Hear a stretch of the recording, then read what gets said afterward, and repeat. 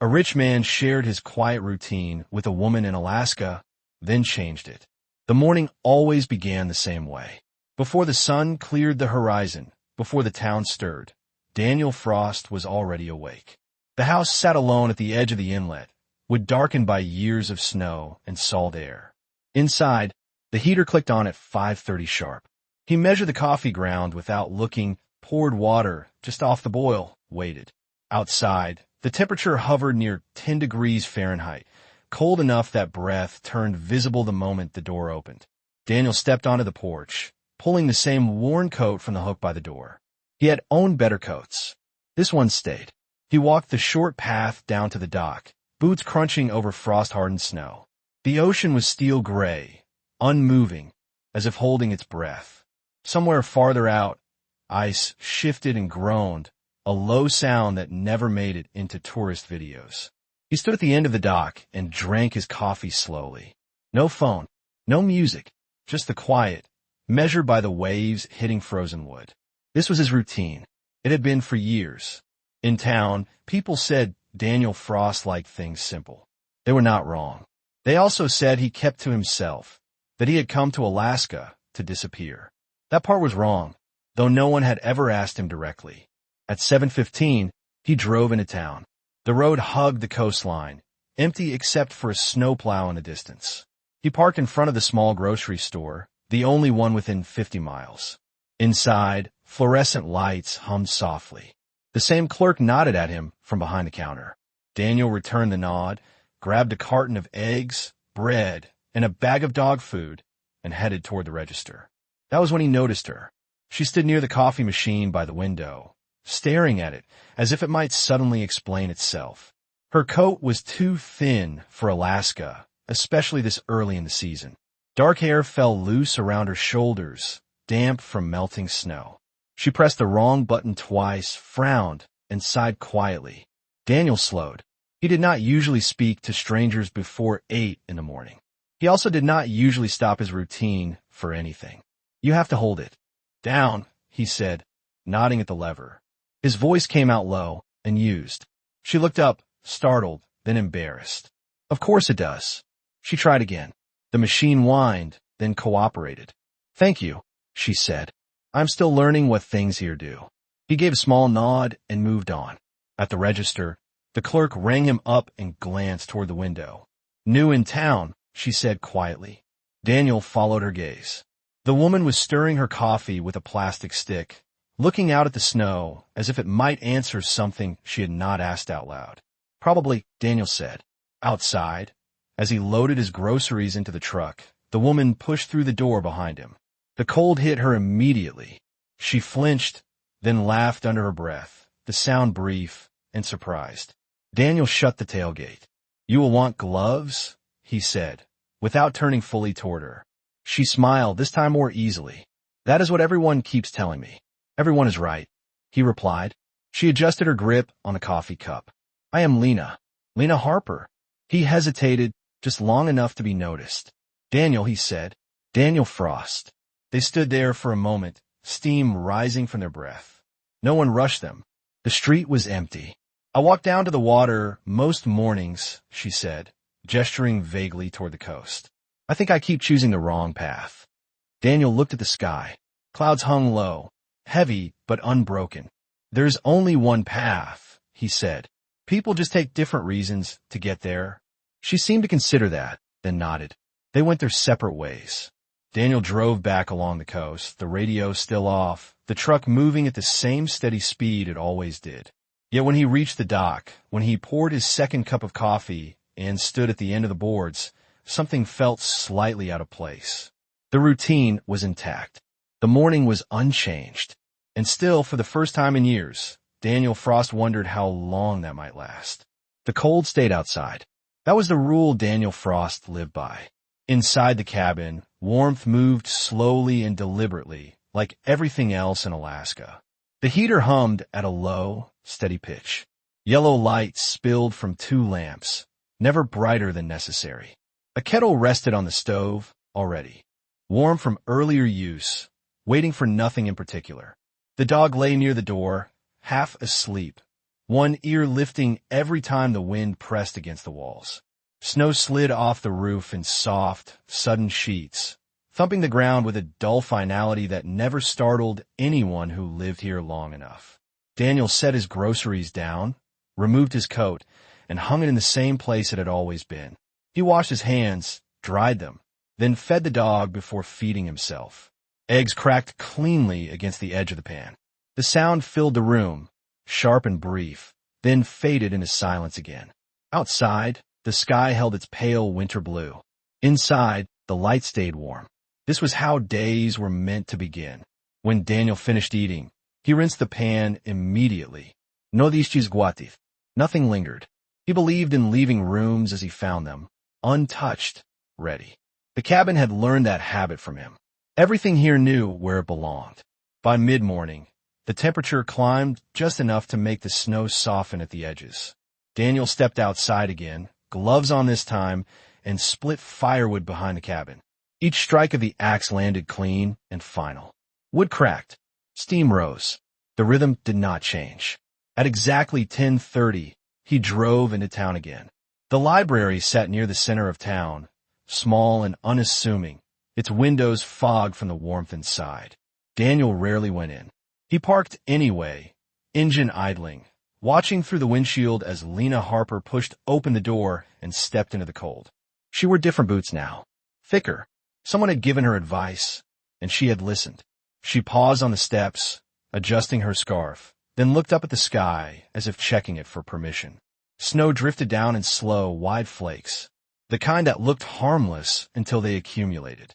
Daniel waited until she started walking before he pulled away.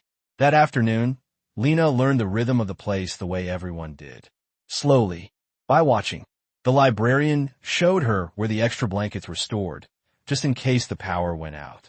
A man she did not know fixed a loose board by the entrance without being asked. Someone else left a thermos on the counter and said nothing.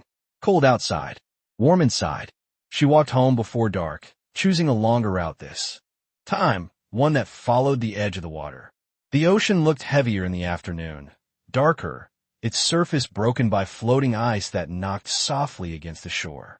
She kept her hands in her pockets and counted her steps without meaning to. At the cabin, Daniel finished stacking the wood and went inside. He sat near the window with his second cup of coffee and watched the light change. The day did not rush. It never did. At 4:45, headlights appeared on the road below. Lena passed by his place without looking up. She did not know where he lived. He did not tell her. That evening, the town grew quiet earlier than usual. The wind picked up, pushing snow against windows and doors. Inside her rented house, Lena lit the small lamp by the couch and sat with her back to the wall, knees drawn up, listening to the sound of heat moving through old pipes. She did not turn on music.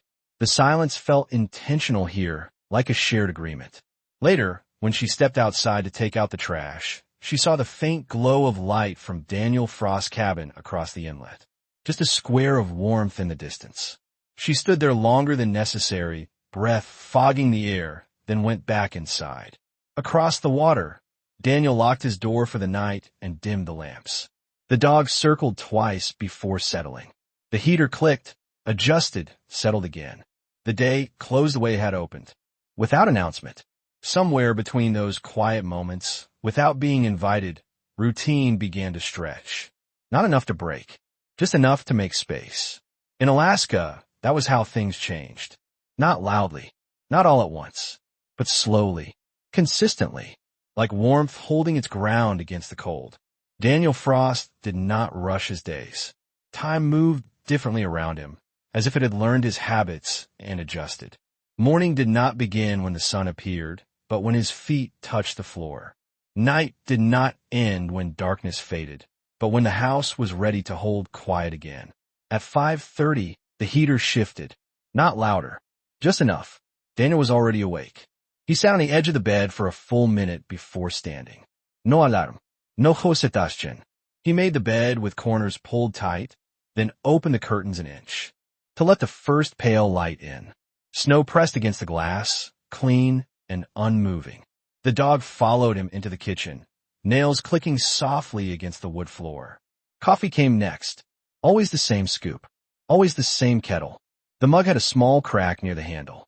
He noticed it every morning and used it anyway. Outside, the temperature sat near 12 degrees Fahrenheit. Inside, warmth stayed consistent, held in place by thick walls and habit. Daniel stepped onto the porch, mug in hand, and stood still. He did not check messages. He did not look at the road. Silence was not empty here. It had shape. After coffee, he fed the dog, then walked the short path down to the dock. The boards were slick with frost. He knew where to place his feet without looking. At the end of the dock, he stopped and waited. Not for anything in particular. The water shifted beneath thin sheets of ice, slow and deliberate. This was part of the routine too. Waiting. By 7, he was back inside, changing into work clothes. Not heavy, not new, functional. He split wood until his breath came steady and even, then stacked it in precise rows. No guastimotion. No display. The truck left the driveway at 8:15. Somewhere south, Daniel Frost owned companies that moved freight across oceans and ice. Contracts that spanned continents waited in inboxes that refreshed every minute. Boards met without him. Decisions were signed digitally, routed through people who knew his patterns well enough not to interrupt them. None of that showed in Alaska. Here, Daniel paid cash, drove his own truck, fixed his own dock when ice damage showed in spring. People knew him as reliable, quiet, the man who showed up when the generator failed at the clinic and stayed until power returned. He did not talk about capacity. He exercised it. Midday passed in small tasks, replacing a cracked step, checking the roof line after fresh snowfall, dropping off supplies at the store without waiting for things. Each thing done completely before the next began. At 11:45, he ate lunch standing by the counter. Soup, bread, nothing that required sitting. Outside, snow fell again. Inside, the light stayed low. In the early afternoon, Daniel drove into town and parked near the water. He walked without destination, hands in his pockets, breath slow. The library windows glowed. He saw Lena Harper inside, seated at a table near the front, a stack of returned books beside her. She moved carefully, as if learning the weight of things. He did not go in. Routine worked best when it was not announced. At 3:30, he was back home.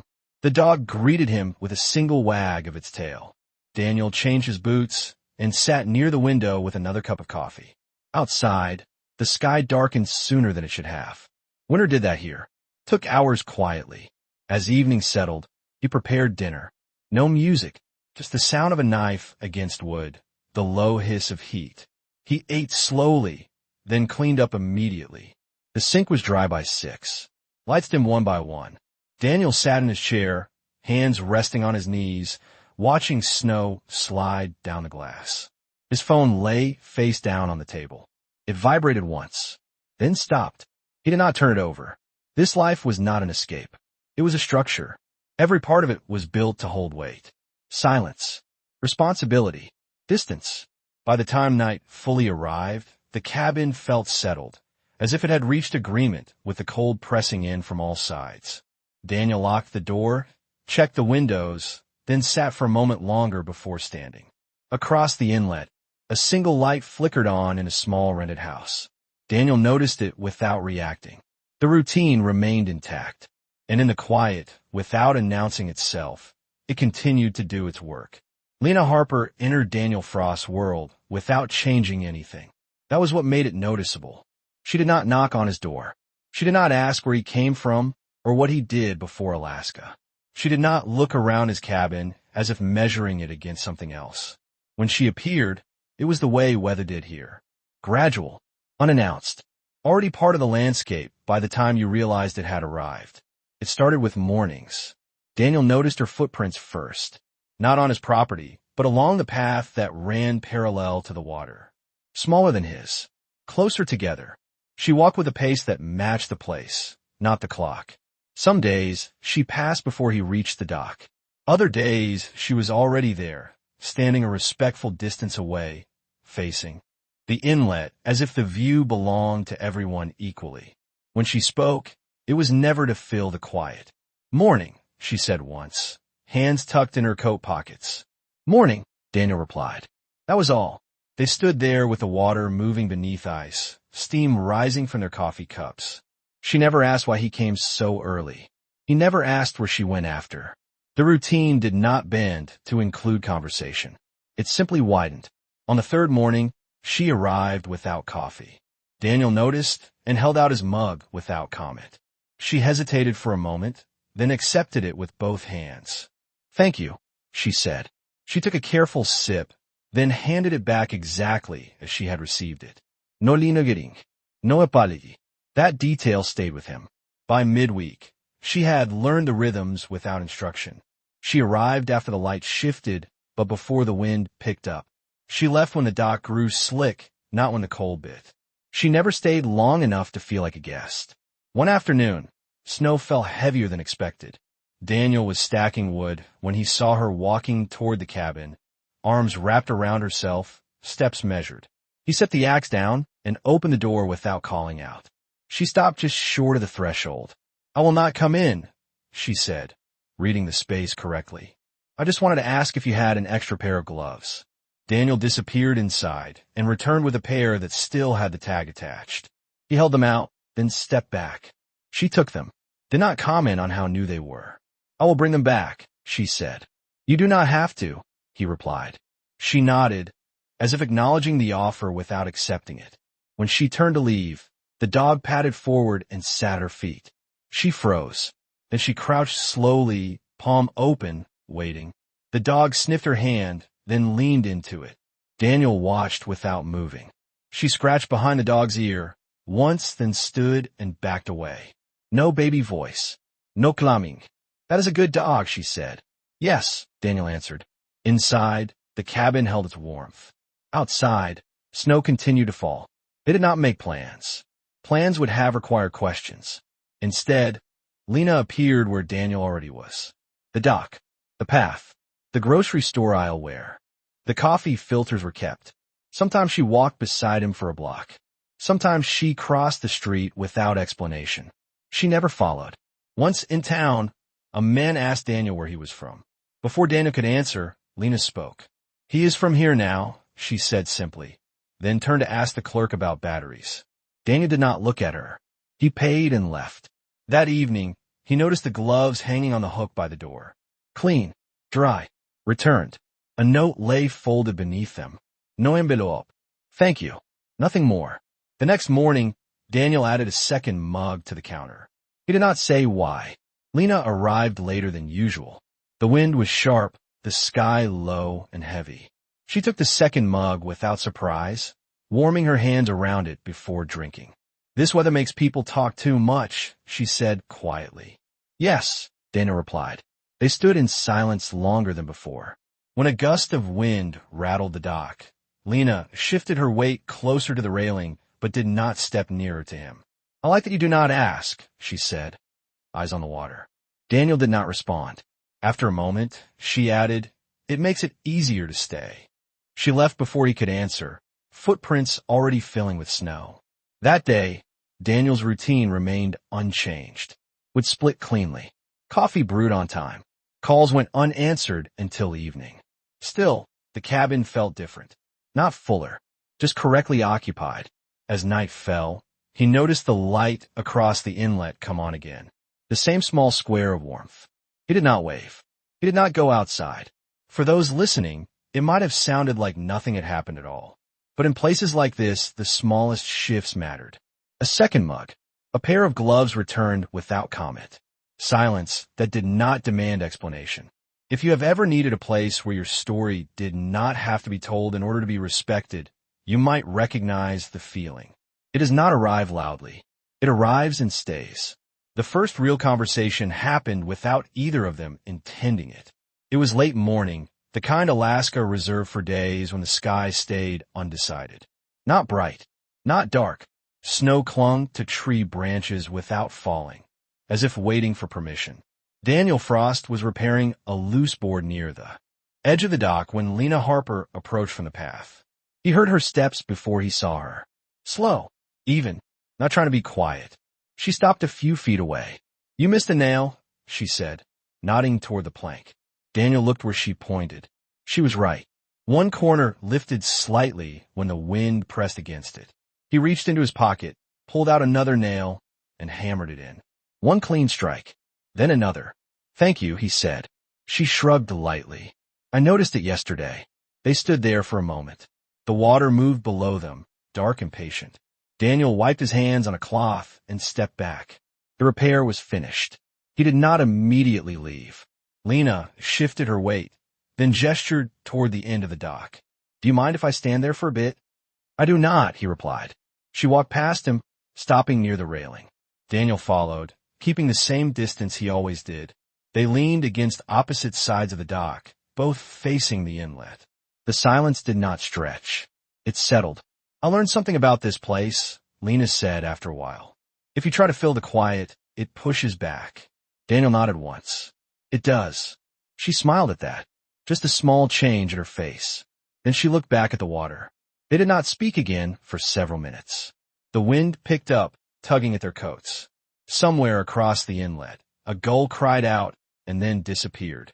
Daniel poured coffee from his thermos into a second cup and held it out. Lena hesitated, then accepted it. "I will not keep it," she said. "I know," Daniel replied. She took a sip, then another. "You make it strong." "Yes, that is good." She handed the cup back. Daniel rinsed it with a splash of water from the thermos and capped it again. "Are you fixing the whole dock today?" she asked. "No, just what needs it."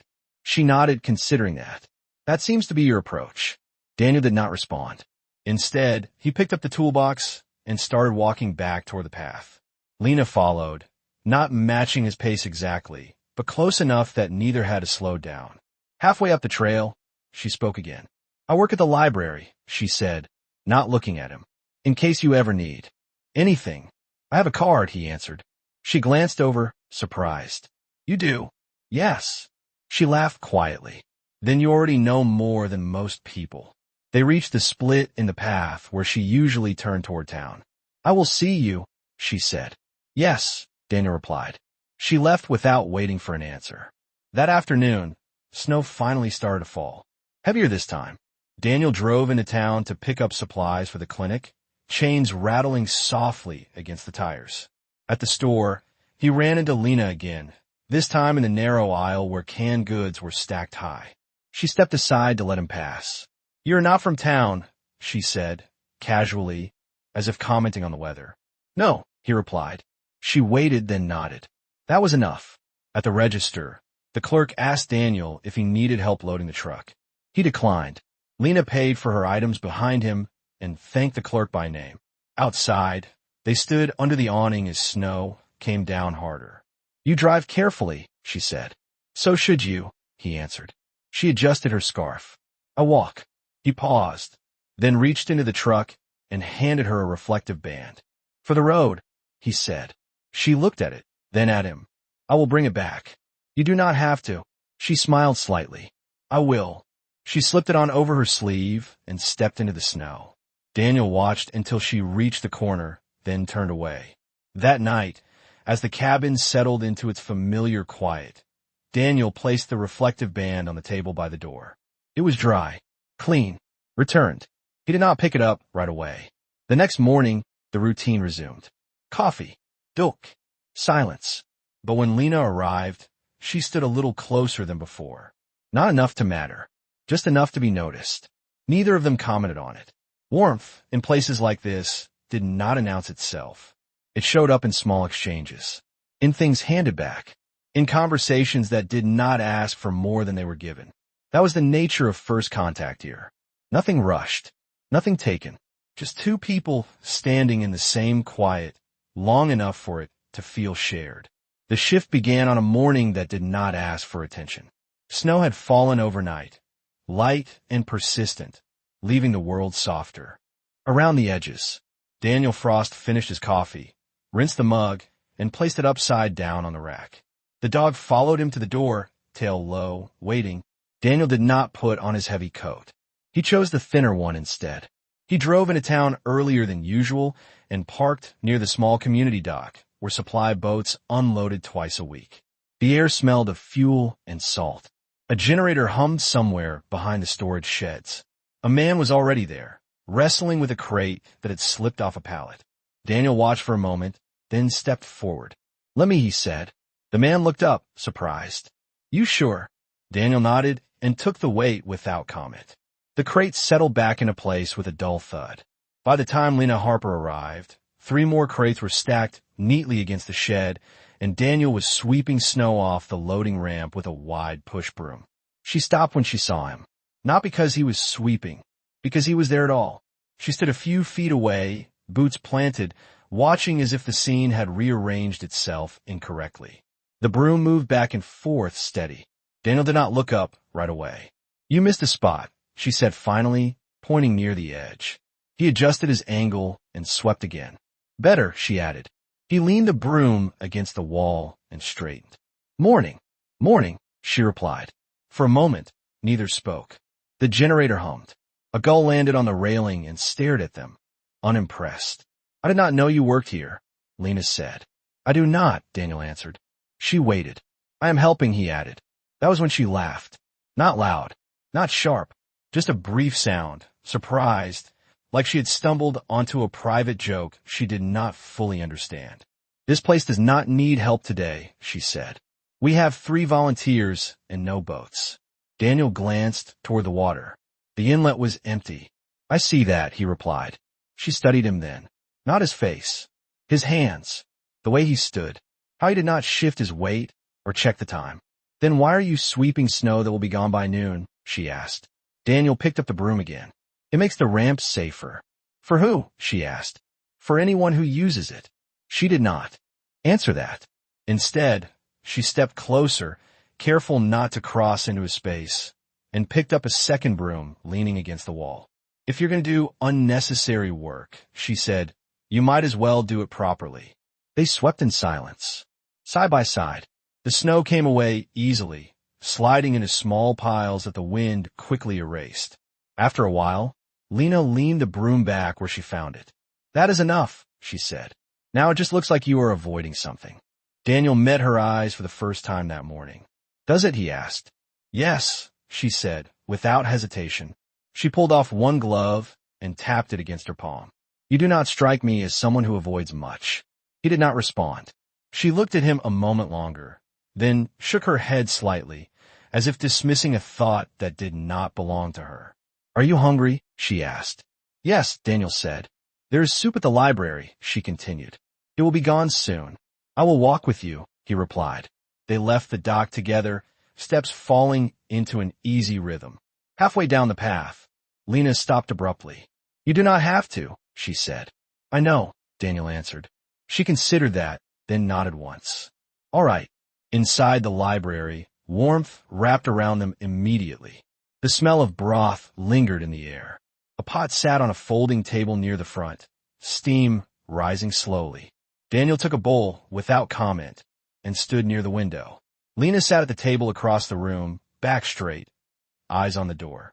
"You can sit," she said, nodding toward the chair across from her. He did. They ate quietly. No hitty. No small talk. After a few minutes, Lena spoke again. "People usually come here because they need something," she said. "Books. Heat. Company." Daniel nodded. "They do not usually come to give," she added. He finished his soup and set the bowl aside. "People do what they do," he said. She frowned slightly. That sounds like an answer that avoids the question. He did not correct her. When they stood to leave, Lena paused by the door. "You know," she said, "if you're trying to disappear, working in public is a strange way to do it." Daniel opened the door and held it for her. "I am not trying to disappear," he replied. She stepped outside, the cold rushing back and around them. "Then you're doing a very good job of looking like someone who could," she said. He smiled then, just barely. That afternoon, Daniel returned to the cabin and changed out of his work clothes.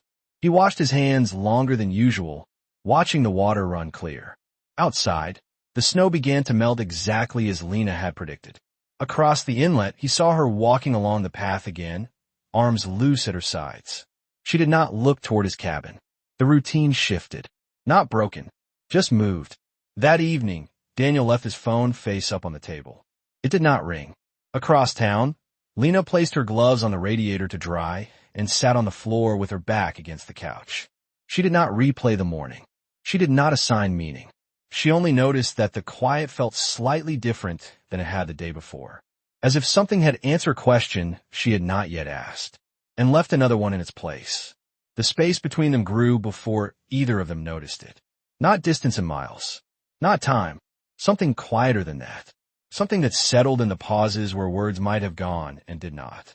After the morning at the dock, Daniel Frost returned to his routine with the same precision as always. Coffee before light. Would split before noon. The path down to the water cleared of snow even when no one else used it. From the outside, nothing had changed. From the inside, the silence had shifted its weight. He noticed it in small ways. The second mug stayed on the counter longer than usual. The phone, left face up the night before, was turned back over without being checked. When he stood at the end of the dock, he waited a little longer before leaving, eyes tracing the curve of the shoreline as if measuring something invisible. Lena Harper felt it too. At the library, she returned books more carefully than necessary. She arranged chairs that had not been moved. When the door opened, she looked up, then looked away just as quickly. Daniel did not come in. In the afternoons, she walked the longer route home again, boots crunching softly over snow that had begun to refreeze. The cold sharpened. As the sun dipped earlier each day, Alaska did that. It took light away slowly, then all at once. One evening, she saw Daniel across the inlet, standing by the water longer than usual. He did not wave. She did not raise her hand. They remained where they were, separated by ice and distance, and the quiet agreement not to cross either. Later that night, Lena sat on the floor with her back against the couch, knees drawn in, listening to the old radiator knock and settle. She did not turn on the television.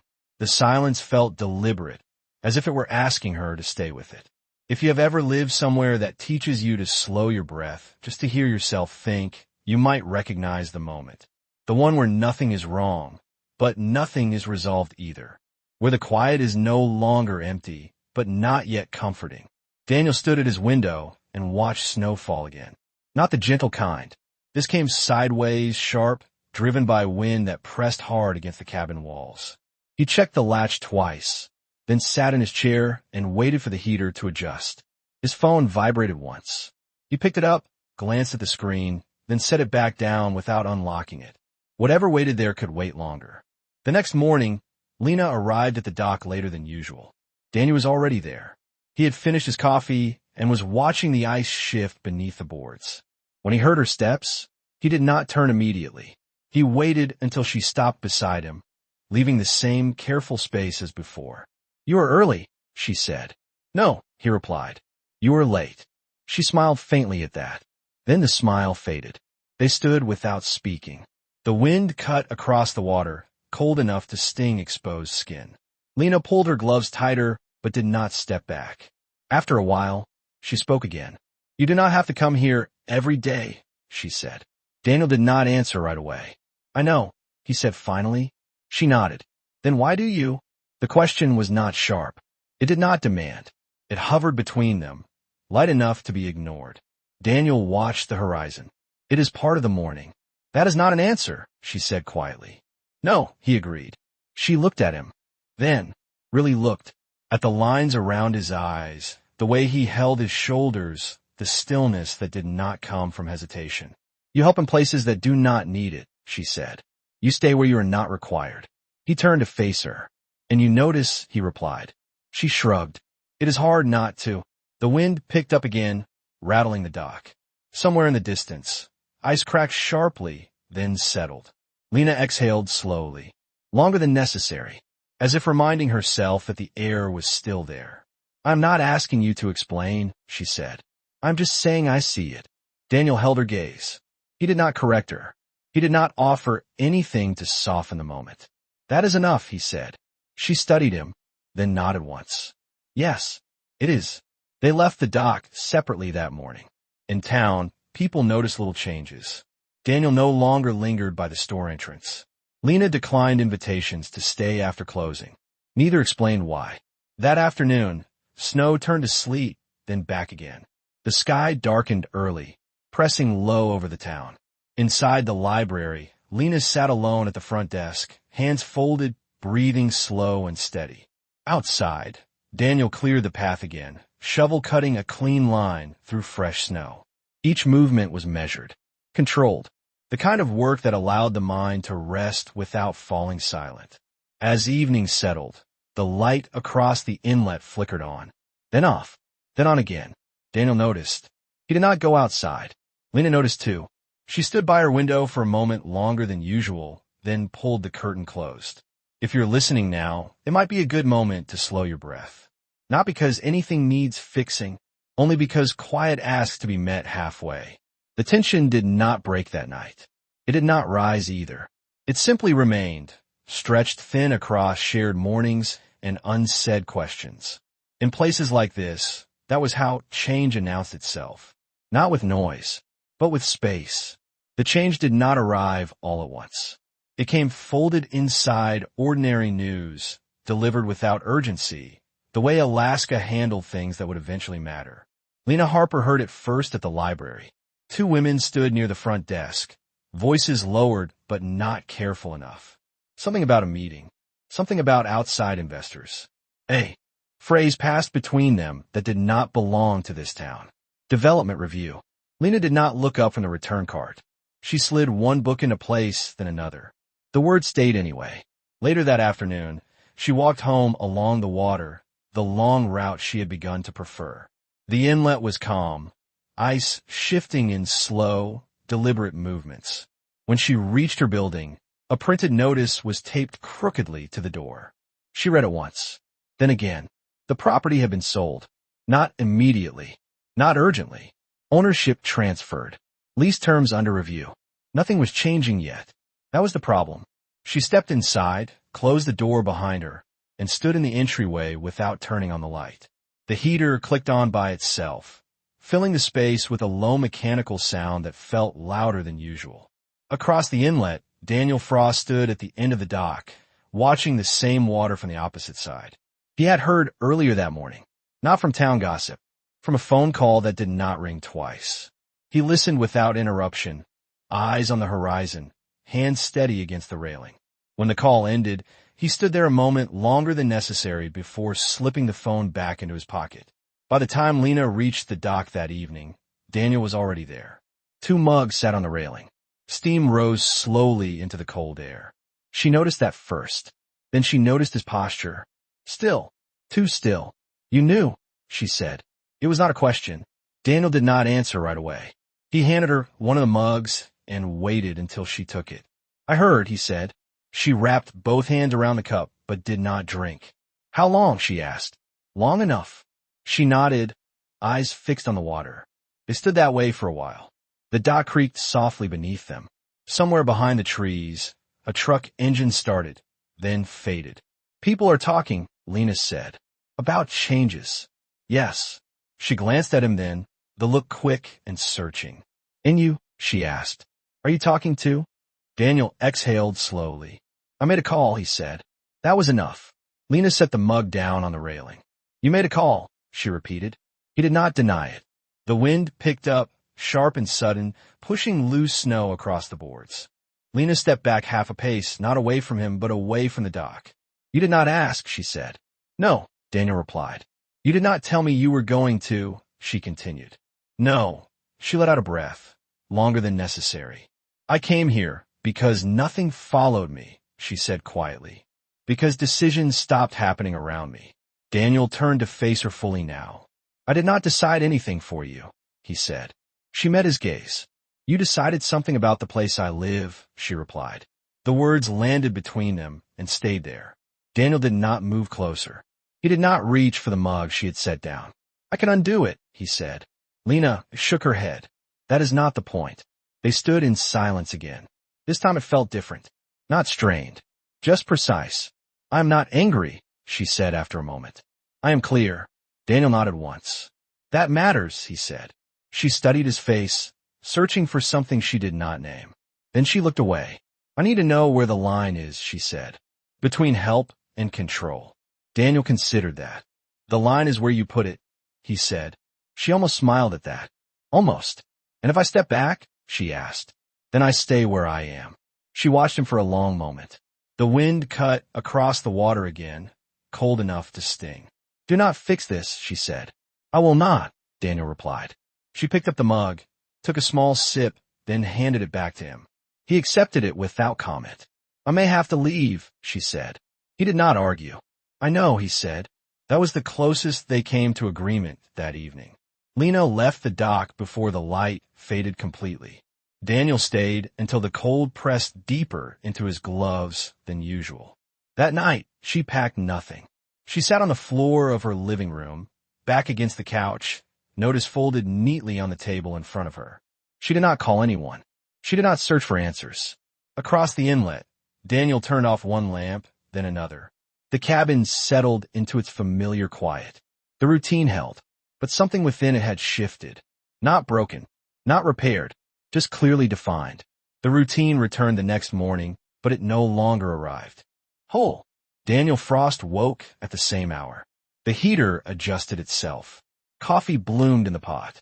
Outside, the temperature hovered just above 0 degrees Fahrenheit, the kind of cold that pressed down rather than bit. He stepped onto the porch and stood where he always stood, mug warming his hands, eyes on the inlet. Only one mug. Across the water, Lena Harper's light came on later than usual. Daniel did not mark the difference. He noticed it the way you notice weather shifting. Without comment, without resistance. In town, movement picked up. A truck slid slightly at the corner near the post office, tires losing purchase on a thin glaze of ice. The driver corrected too hard. The truck kissed the curb with a dull sound and stopped. No crash. No urgency. Daniel was already there, stepping forward with a hand raised. "Stay," he said to the driver. "I will put grit down." He did not take charge. He did not call anyone. He opened the bag he kept in the bed of his truck and scattered gravel in a careful arc, then nodded once. "Slow," he said. The driver nodded back and eased away. From across the street, Lena watched. She had stopped without meaning to 1 foot on the curb, bag looped around her wrist. Daniel did not look at her. He finished the task, brushed his hands together, and returned the bag to the truck. No one thanked him. He did not wait. At the library, Lena slid returned books into place, then stopped at the window. Snow fell again, lighter this time, the kind that looked like ash.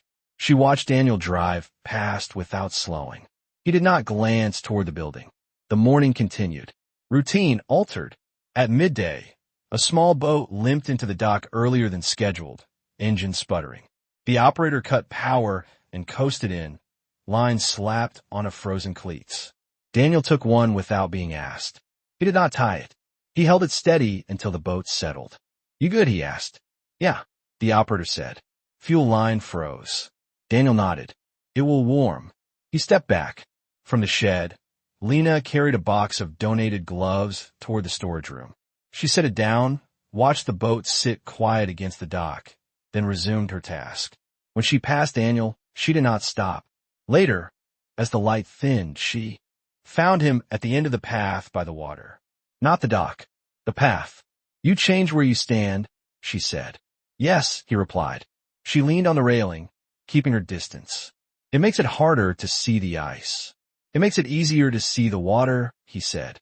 They stood there. Wind moved across the inlet, flattening the snow into soft, shifting lines. "I'm leaving some things open," she said. He did not ask which things. "That is fair," he said. She watched the water. "I did not ask you to do nothing." "I know," he replied. She nodded once. Across the inlet, a figure slipped on the shoreline and went down hard, a quiet spill that did not announce itself. Lena tensed. Daniel did not run. He walked, careful and unhurried, stopping several feet away. "You all right?" he called. The figure sat up, waved a hand, embarrassed more than hurt. "Take your time," Daniel said. "Stand when you are ready." He waited. The figure stood, tested weight, then waved again. Daniel nodded and turned back. No rescue. No giro. Just space held long enough for someone else to regain balance. That night, the routine repeated with small changes. Daniel ate earlier. Lena walked later. Snow gathered in corners where it had been cleared the day before. At the cabin, Daniel set 2 mugs on the counter, then paused. He returned one to the shelf. He left the other out. He turned on a lamp and then turned it off again, choosing the smaller one instead. Outside, the light across the inlet flickered once and steadied. His phone vibrated. This time he picked it up. A name appeared he did not keep in Alaska. Not a title, not a company, just a first name. He read it, then slid the phone face down without answering. The vibration did not repeat. Across town, Lena folded the notice from the door and tucked it into a book she did not plan to read. She did not pack. She did not decide. She sat by the window and matched her breath to the slow rise and fall of the radiator. If you're listening, this is where the pace matters. Not faster, not slower, just steady enough to feel where you are. The next morning, Daniel brought grit to the path before anyone asked. Lena brought gloves. To the dock without making a list. The boat returned on schedule. The ice shifted and settled. They did not talk about the call. They did not talk about the notice. They shared the quiet in passing. A nod, a held door. Space respected. Routine changed. Not because it was broken, because it had learned something, and because in places like this, that was how movement happened. The consequence arrived quietly, the way most things did here. Not as a confrontation. Not as a loss that demanded attention. Just enough to be felt. Daniel Frost noticed it first in his hands. The stiffness came earlier than usual, settling into his fingers before noon. He paused longer while splitting wood, flexing once, then again before continuing. The rhythm did not break, but it slowed. Not enough for anyone else to notice. Enough for him. In town, the property notice moved from the door to conversation. Not urgent, just present. People spoke around it the way they spoke around weather that had not yet decided what it would do. Lena Harper heard her name once. Not called. Mentioned. She works there. Someone said near the grocery shelves. She would know. Lena did not turn. She paid and left, boots tapping lightly against the floor. Outside, the cold felt sharper than it had that morning. When she reached the path by the water, she saw Daniel ahead of her, walking slower than usual. She did not catch up. She matched the distance. You should rest your hand, she said, when they were close enough to hear without raising their voices. Daniel did not look at her. It will pass, he replied. She waited. It always does, he added. She considered that, then shook her head slightly. That is not the same as saying it does not cost anything, she said. He stopped walking. For a moment, the only sound was the water shifting under ice. I chose this, he said. Yes, she replied. You did. They stood there, the space between them precise. Neither stepped closer. Later that afternoon, a call came through at the library. Lena answered it without sitting down. Yes, she said. I understand. She listened longer than she spoke. No, she said finally. I'm not asking for an exception. When she hung up, she stood still for a full minute before returning the phone to its cradle. Across the inlet, Daniel watched a truck pull up near a building. Not a moving truck, a survey vehicle. He recognized the markings. That night, the light in Lena's window went out earlier than usual. At the cabin, Daniel ate alone. He washed the bowl, dried it, then set it upside down in the rack. He reached for the second mug out of habit, stopped, then left it where it was. The phone vibrated again. This time, he answered. The conversation was short, measured. He did not raise his voice. When it ended, he stood by the window for a long time without moving. The next morning, snow fell heavier, pressing sound down into the ground. Daniel cleared the path anyway, shovel cutting a narrow line through white. He worked slower, favoring one hand. He did not ask for help. Lena arrived later, carrying a box from the library. She set it down at the edge of the dock and waited until he noticed. You do not have to do this today, she said. Yes, he replied. Ido. She watched him for a moment, then picked up the other end of the shovel. Then we do it together, she said. He did not argue. They worked in silence. The snow came away in clean sheets, sliding into piles that would return by evening. When they finished, Lena stepped back first. This is not a solution, she said. I know, Daniel replied. She leaned the shovel against the railing. It is a consequence. Yes. They stood there, breath steadying, cold settling back into place. I may still leave, she said. I know, he answered again. And you may stay, she continued. Yes. She looked at him, searching for something he did not offer. Then she nodded once and picked up the box. At the library, Lena placed the box beneath the desk and went about her work. She did not make announcements. She did not share the call. She adjusted to the space she had, as she always had. In the afternoon, Daniel did not return to the dock. He went home instead and sat with his hand wrapped around a warm mug, waiting for the stiffness to ease. The routine held, but it was no longer weightless. That evening, the light across the inlet came on later than usual. Daniel noticed. He did not go outside. If you're listening, this is the part that often gets skipped. The part where nothing dramatic happens, but something is paid for anyway. Where choices remain intact, and so do their edges. The consequence did not end anything. It only made the shape of things clearer. And in the quiet that followed, both of them adjusted their steps accordingly. The realization did not arrive as a thought. It came as a pause. Daniel Frost stood at the kitchen counter with the kettle in his hand, water already hot, steam lifting into the air. He waited longer than necessary before pouring. The mug sat where it always did. The second mug remained on the shelf. He noticed that he had stopped reaching for it. Outside, the temperature had climbed to 20 degrees Fahrenheit, warm enough that snow softened at the edges. The dog lay near the door, watching light move slowly across the floor. Daniel poured the water and set the kettle down. He did not rush. There was no reason to. For years, routine had been his way of keeping things in place. Not control, structure, a shape strong enough to hold whatever passed through it without asking questions. He had believed that was enough. Now, standing there, he understood something small and exact. Routine could hold space. It could not decide what belonged inside it. He carried the mug to the window and watched the inlet. Ice drifted, separated, met again. Nothing forced. Nothing fixed. Across the water, Lena Harper walked along the path, hands in her pockets, head slightly bowed against the wind. She moved at her own pace. Always had. Daniel did not call out. He did not step onto the porch. He stayed where he was. Later that morning, he drove into town and parked farther from the dock than usual. He walked a long way around, boots steady on packed snow. At the library, he stopped outside the door, looked through the glass, then continued past without entering. Inside, Lena saw him pass. She did not follow. That afternoon, she found him at the edge of the trail near the water, not working, not waiting, just standing. "You're not fixing anything today," she said. "No," Daniel replied. She leaned against the railing, keeping her distance. "That is new." "Yes." They stood there. Wind moved across the inlet, flattening the surface into dull gray. A bird lifted off from the shoreline and disappeared in a cloud. "You know," she said after a while, "I do not need you to step back." Daniel did not look at her. "I know," he said. She watched him, measuring his stillness, the way he did not fill the quiet. "But you're doing it anyway," she added. "Yes." She nodded slowly. "That matters," she said.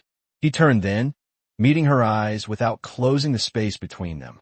"I am learning where to stand," he said. She did not ask him to explain. "That is yours to learn," she replied. They did not speak again for several minutes. The cold settled into their coats. Breath rose and faded. If you have ever reached a moment where something becomes clear without needing words, you might recognize the feeling. Not relief, not loss, just alignment. Like realizing the door you have been holding open was never yours to guard. Daniel felt it then. Not regret, not urgency, permission. That evening, he returned to the cabin earlier than usual. He fed the dog, rinsed the mug, and left it to dry. He did not add a second one. He did not remove it either. He sat in a chair and turned on the lamp closest to the window, leaving the others dark. Outside, snow began to fall again, light and steady. His phone lay on the table. It vibrated. Daniel looked at it without picking it up. The screen went dark. Across town, Lena sat on the floor with her back against the couch, a book open in her lap, unread. The notice still rested on the table, folded neatly. She had not moved it. She had not thrown it away. She thought of the way Daniel had stood that afternoon. Not withdrawn, not present in the way people usually were. Something else. Respectful of distance that was not rejection. She closed the book and set it aside. The next morning, Daniel returned to the dock at his usual hour. Coffee in hand. One mug. Lena arrived later, walking slower than before. She did not comment on the mug. He did not offer another. They stood side by side, not close, not far. The water moved beneath the boards. "You can stay where you are," she said quietly. "So can you," he replied. She smiled, just enough to be seen. They left separately. If you're listening. Now, this is the point where many stories rush forward, where words are said to lock meaning into place. This one did not. Nothing was claimed. Nothing was promised. Something was understood. And sometimes that was the most durable thing of all. Morning returned the way it always had. Not with an announcement, not with change written across the sky, but with light easing its way through frost-lined windows and the quiet click of the heater finding its balance. Daniel Frost woke before the sun, as he always did. His feet touched the floor. The day began. Coffee came first. Same grounds. Same kettle. Same mug. Only one. He noticed that without attaching meaning to it. The noticing was enough. Outside, the temperature hovered near 15 degrees Fahrenheit. Cold, but not sharp. The kind that settled rather than pressed. Daniel stepped onto the porch and stood still, breath visible, the inlet stretched wide and calm in front of him. Ice drifted slowly, finding its own places to pause. The dog sat beside him, unmoving. Nothing had changed. Everything had. Later, at the dock, boards creaked softly under his weight. Daniel stood where he always had, hands wrapped around the mug, eyes on the water. He did not wait longer than usual. He did not leave early either. He simply stayed for the length of time that felt right now. Across the path, Lena Harper appeared, her steps steady, familiar. She wore the same coat she had worn since winter began, the one that fit the season without trying to outlast it. She stopped a few feet away, leaning against the railing, facing the inlet. No greeting, no comment. They shared the view. The quiet between them did not stretch. It rested. In town, the day moved forward at its usual pace. The grocery store opened. The post office lights flickered on. Someone cleared snow from the steps of the clinic without being asked. Life continued, unremarkable and exact. At the library, Lena returned books to their shelves, fingers brushing spines she already recognized. The notice still existed, but it did not move. Not today. She left it where it was, folded and contained. When Daniel passed by the windows, she noticed. When he did not come in, she accepted that too. Routine had returned to its shape, but it no longer tried to hold everything. In the afternoon, Daniel split. Would behind the cabin, pace unhurried. He stopped when his hand stiffened, not pushing past it, not making a point of it either. He stacked what he had and went inside. He ate early. Soup. Bread. The bowl was washed immediately. The counter cleared. That evening, the light across the inlet came on at the same time it always did. Daniel noticed, then turned away. He sat in his chair and watched snow fall again, light and slow. Across town, Lena stood by her window and did the same. If you have ever returned to something familiar after realizing it could not stay the same, you might recognize the feeling. The object remains. The place remains. But you no longer step into it the way you did before. The next morning, routine repeated itself. Coffee. Doc. Silence. This time, Lena arrived first. Daniel joined her a few minutes later, stopping at his usual place. He did not offer his mug. She did not expect it. They stood there, two figures against the wide stillness of Alaska, neither leaning toward the other, neither stepping away. "You're back on time," she said. "Yes," he replied. "That is good," she said. He nodded. The water shifted beneath them. Ice met and separated without resistance. They left separately, footsteps fading in opposite directions, both paths equally worn. Nothing was resolved. Nothing needed to be. The routine held, not because it had to, but because it could. And in that steady return, Alaska remained exactly as it was. Cold outside, warm inside. Only the people moving through it carried something new. Night settled without ceremony, the kind that arrived slowly, giving everything time to prepare. Snow fell in thin, patient lines, collecting along windowsills and the edges of the dock. Lights turned on across the inlet one by one, each glow modest, contained. Daniel Frost closed the door of the cabin and rested his hand there for a moment before turning the lock. Inside, Warmth gathered quietly. The dog circled once, then lay down. The heater adjusted and fell silent again. Daniel poured hot water into his mug and carried it to the window. Outside, the inlet reflected what little light remained, ice drifting in small, deliberate movements. He watched without tracking any single piece. Nothing needed following tonight. Across the water, Lena Harper's light came on later than usual. Daniel noticed. He always did. He did not move closer to the glass. He did not step onto the porch. He stayed where he was, letting the moment remain exactly the size it needed to be. In town, Lena set her mug down on the table and folded the notice once more, not to hide it, not to discard it, just to keep it contained. She placed it inside a book and slid the book back onto the shelf. It stayed there, among others, not marked, not chosen. She turned off the lamp and stood by the window, looking out at the snow. The quiet felt settled, not empty, not full. If you're listening now, this is where the story does not ask you to lean forward. It asks you to rest where you are, to let the pace slow enough that nothing feels urgent. The next morning came as it always had. Coffee before light. Cold outside, warm inside. Daniel stood at the dock with one mug in his hands. The water shifted beneath him. Ice met, then drifted apart. He did not check the time. Lena arrived a few minutes later, stepped steady, familiar. She stood where she had been standing lately. Not closer, not farther. They did not speak right away. The air held. "I might be gone for a few days," she said eventually. Daniel nodded once. "All right." She waited, then added, "Or I might not." "Yes," he said again. They stood together for another moment, sharing the view without claiming it. The quiet did not press. It allowed. When Lena left, her footsteps faded along the path. Daniel remained at the dock until the cold reached his gloves, then turned back toward the cabin. Routine carried him the rest of the way. In Alaska, nothing ended with certainty. Seasons shifted. Ice broke. Paths changed shape under snow and revealed themselves again in spring.